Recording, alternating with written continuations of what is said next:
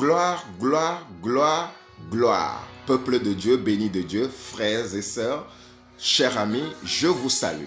Nous sommes en train de parler de la nature de Dieu.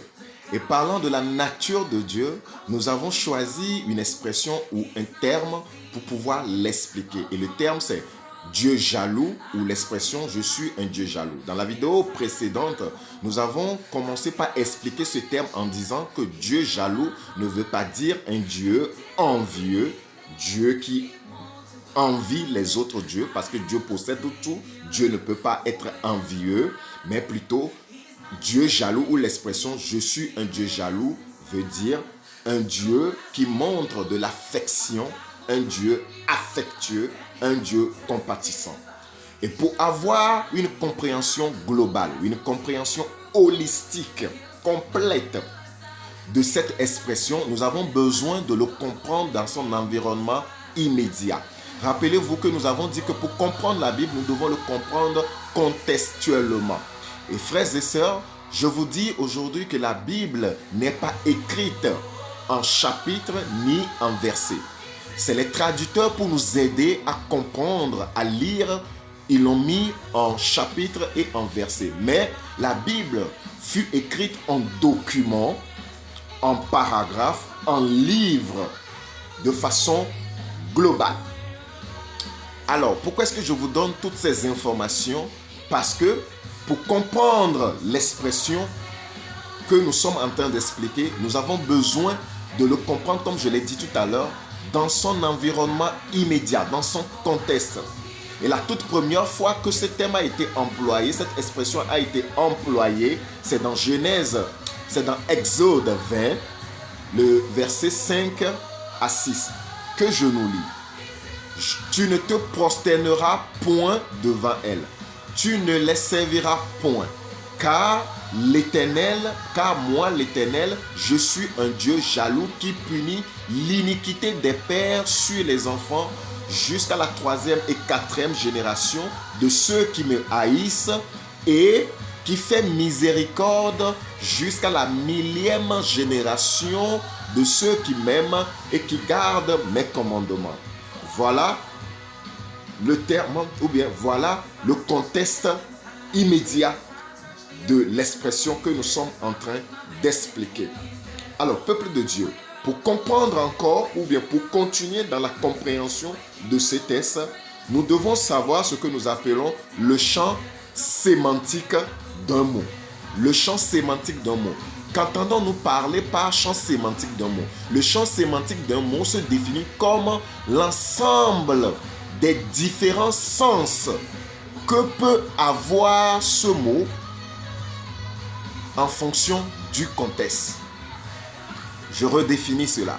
Le champ sémantique d'un mot est l'ensemble des différents sens que peut prendre ce même mot en fonction du contexte.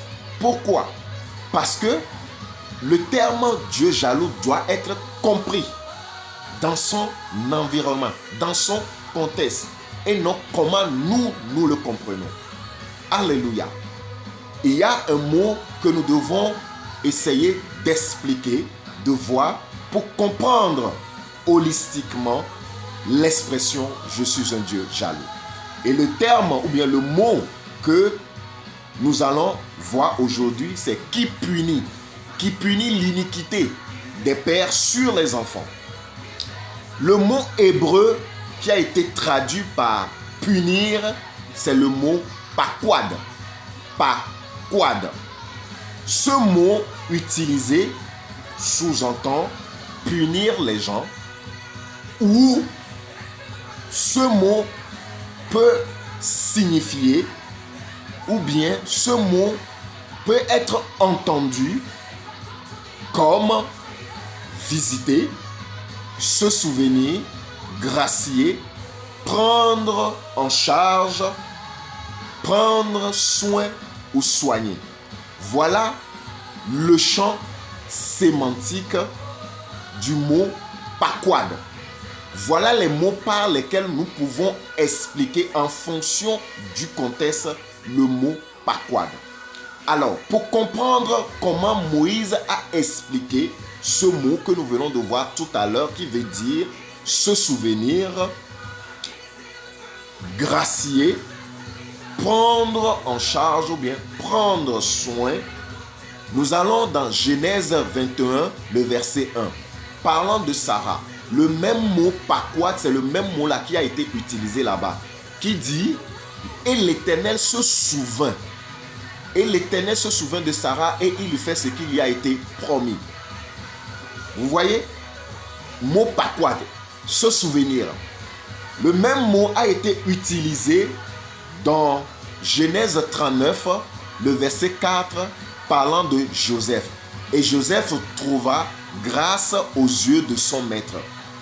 Et Joseph trouva grâce aux yeux de son maître. Alléluia.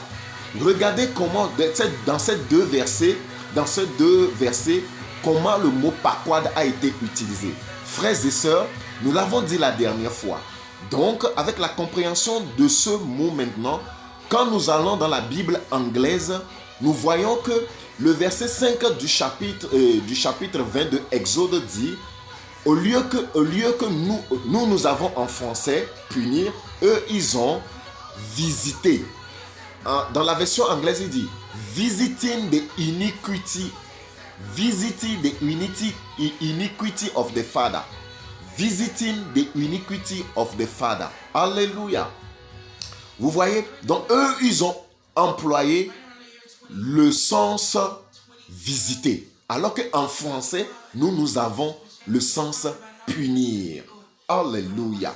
Alléluia. Alors comment devons-nous comprendre avec l'explication de ces deux termes? Nous avons expliqué la dernière fois le mot jaloux qui veut dire kouana, qui veut dire être affectueux, qui veut dire être compatissant, miséricordieux.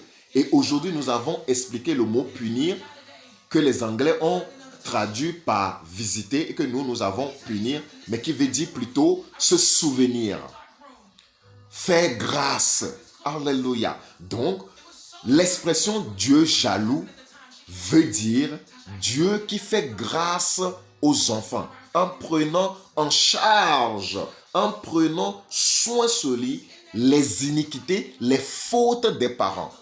C'est pourquoi il est dit qu'il fait miséricorde jusqu'à la 1000e génération. Alléluia. Bien-aimés frères et sœurs, dans la même Bible, parce que nous devons savoir que la compréhension ou bien la révélation de Dieu est progressive dans l'Ancien Testament.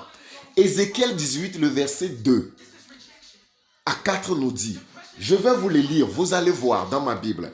Ézéchiel 18 dit, la parole de l'Éternel me fut adressée en ces mots. Le verset 2 dit, pourquoi dites-vous ce proverbe dans le pays d'Israël? Les pères ont mangé des raisins verts et les dents des enfants en ont été agacés. Je suis vivant, je suis vivant, dit le Seigneur l'Éternel. Vous n'aurez plus lieu de dire ce proverbe en Israël. Voici, toutes les âmes sont à moi. L'âme du Fils comme l'âme du Père, l'une et l'autre sont à moi. L'âme qui pêche, c'est celle qui mourra. Alléluia. Alléluia. Donc, on ne peut pas dire que Dieu jaloux veut dire Dieu qui punit l'iniquité, mais plutôt Dieu qui prend soin sur lui. Dieu qui prend soin sur lui, l'iniquité des pères, en protégeant les enfants, en faisant du bien aux enfants, en montrant de la miséricorde, de la compassion, de l'affection aux enfants. Rappelez-vous que Jean 4, le verset 24 dit, Dieu est esprit. Dieu est esprit. Et Galates 5, verset 22 nous dit, l'expression du fruit de l'esprit, c'est la joie, l'amour, la bonté, la patience, la bénignité. On n'a pas vu là-bas la jalousie. On n'a pas vu la jalousie là-bas. Or, la jalousie est une expression de la chair, comme nous l'avons vu dans Proverbe 6, le verset 34, qui dit que la jalousie met un homme en colère. Dieu n'est pas un homme pour se mettre en colère ou bien pour être envieux des autres dieux, mais plutôt Dieu est affectueux, Dieu est miséricordieux, Dieu est compatissant. Bien-aimés frères et sœurs, voilà l'expression toute expliquée. Shalom.